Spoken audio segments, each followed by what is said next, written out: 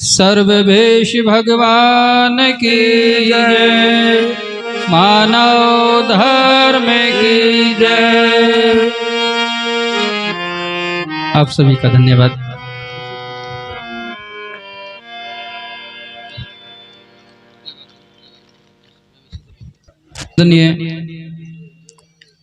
आद्य पारक प्रकाशी सभी महान विभूतियों को कोटि कोटि बार नमन।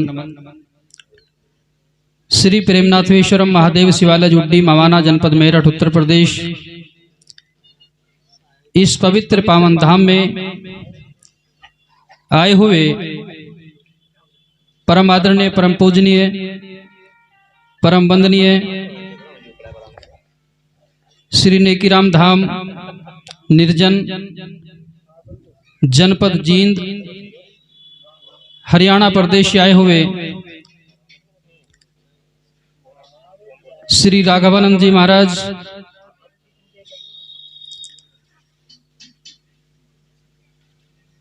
गुरु रविदास मिशन को ऊंचाइयों तक पहुंचाने वाले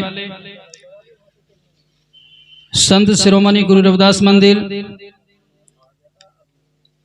ग्राम व पोस्ट रंगपुर, जनपद बुलंदशहर, उत्तर प्रदेश से हमारे परम आदरणीय, परम श्रद्धे स्वामी वीर सिंह हितकारी जी महाराज,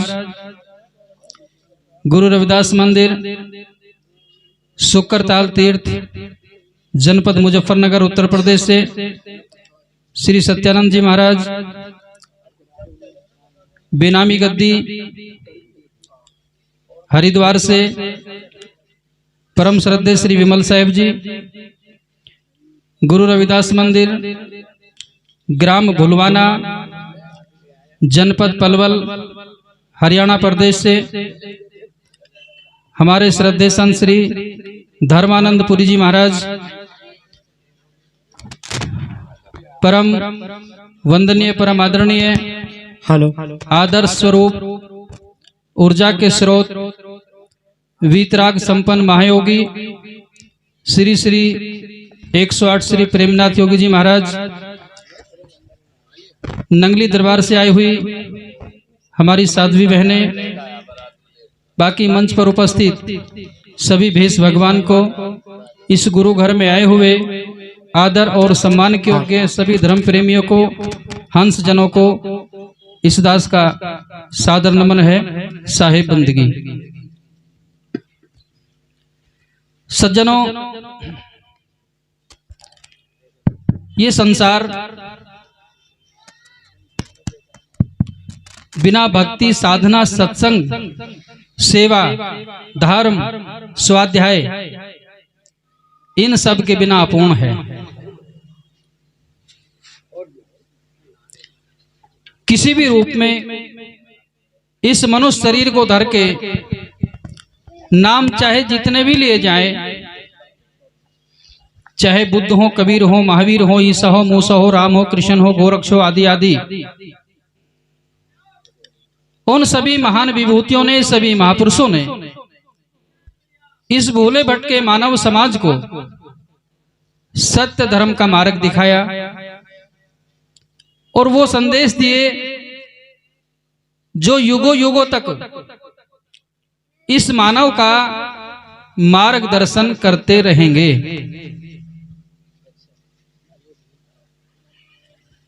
संत सम्राट सदगुरु श्री कबीर साहेब,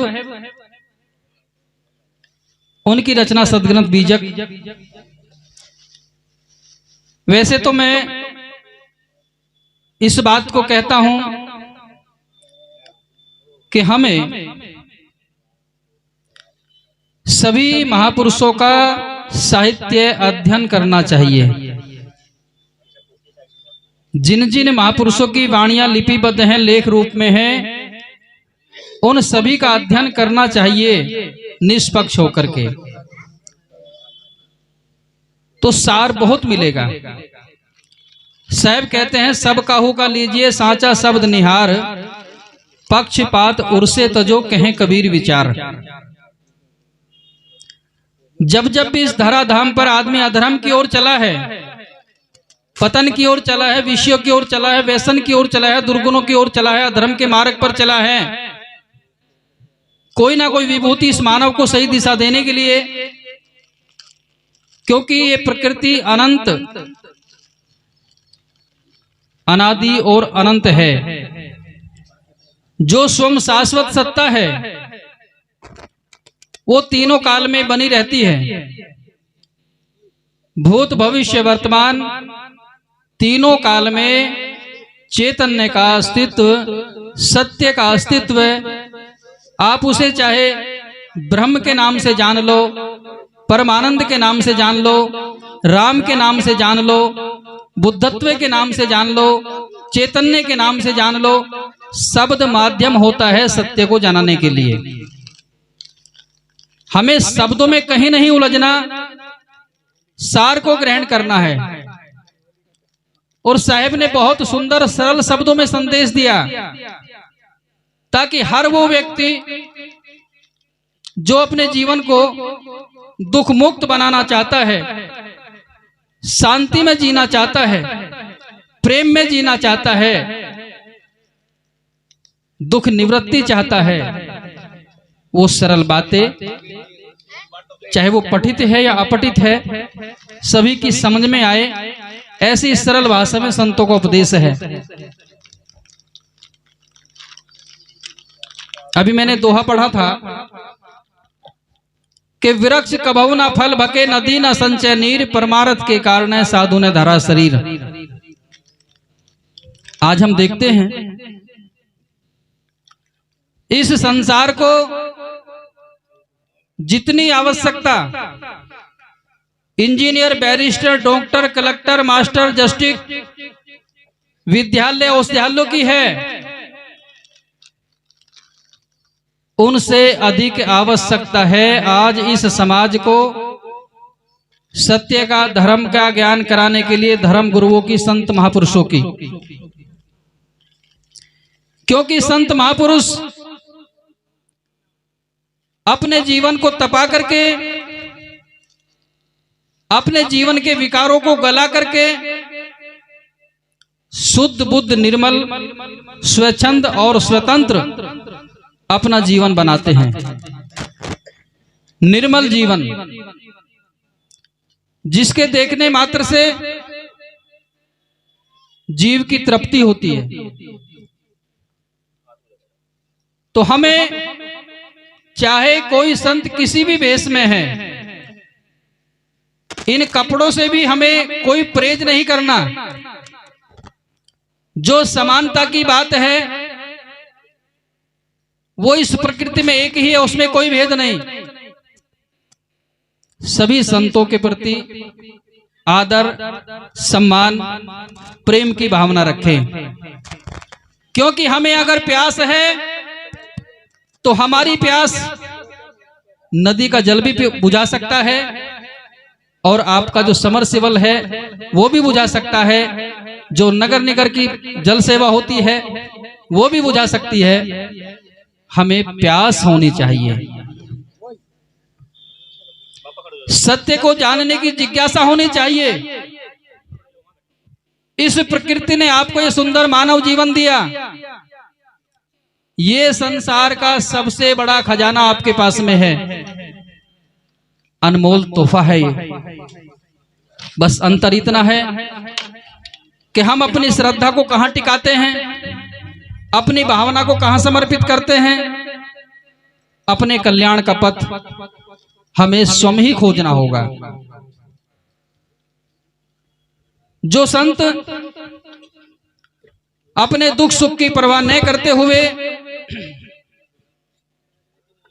कोई 200 किलोमीटर का सफर करके आते हैं, कोई 500 किलोमीटर का दूरी का सफर करके आते हैं, हम जैसे अबोधी भोले भाले जीवों को नैतिकता का पाठ पढ़ाने के लिए, सत्य का पाठ पढ़ाने के लिए, प्रेम का पाठ पढ़ाने के लिए, वो उन चीजों की परवाह नहीं करते। तो हमें प्रेरणा लेनी चाहिए इन बातों से कि वृक्ष के फल की तरह, नदी के बहते हुए नीर की तरह संत का जीवन लोक कल्याणकारी, परोपकारी होता है। आज इस पवित्र पावन धाम में महाशिवरात्रि के इस पावन अवसर पर जो ये संगम लगा है, एक कुंभ तो प्रयागराज में चल रहा है, लेकिन बंधुओं जहां पर संत समाज उपस्थित होता है वो स्थान भी महाकुंभ ही हो जाता है। आगे साहब ने कहा कि कबीर मन निर्मल भया जैसे गंगा नीर, और पाछे पाछे हरि फिरे कहत कबीर कबीर। मन की निर्मलता पर सभी महापुरुषों ने बल दिया है, और ये सत्य है, इस बात का आप अनुभव कर लीजिए। जब जब आदमी के जीवन में उसके मन में विकार होता है तो उसे नरक कहीं बाहर ढूंढने की आवश्यकता नहीं होती। विकारी मन ही आदमी के जीवन का नरक है,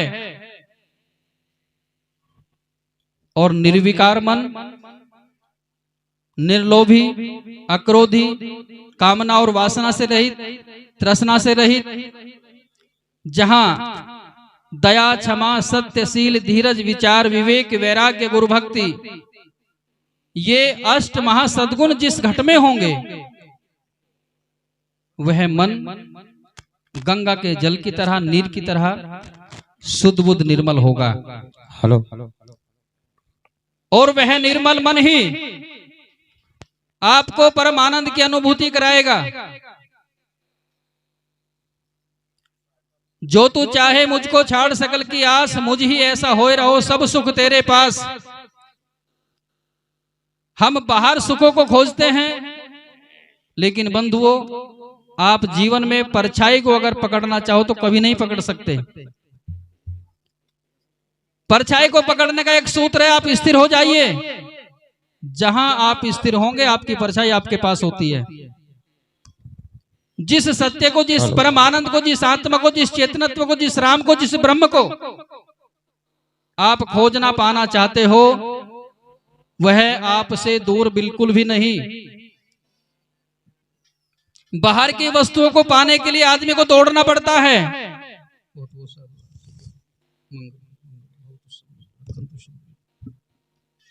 बाहर की वस्तुओं को पाने के लिए आदमी को दौड़ना पड़ता है, लेकिन अपने राम को, अपने स्वरूप को, अपने चेतन को, अपनी पारख को पाने के लिए आपको स्थिर होने की जरूरत है। दो बातों का सत्संग होता है, सत्य का ग्रहण और असत्य का त्याग। और इस सत्य को हम जितना शीघ्र समझ लेंगे उतना ही लाभ की बात है। समय किसी का इंतजार नहीं करता। एक छोटा सा पद मैं आपके बीच में रखूंगा, मेरा समय पूर्ण हो जाएगा। बोलिए सद्गुरुदेव।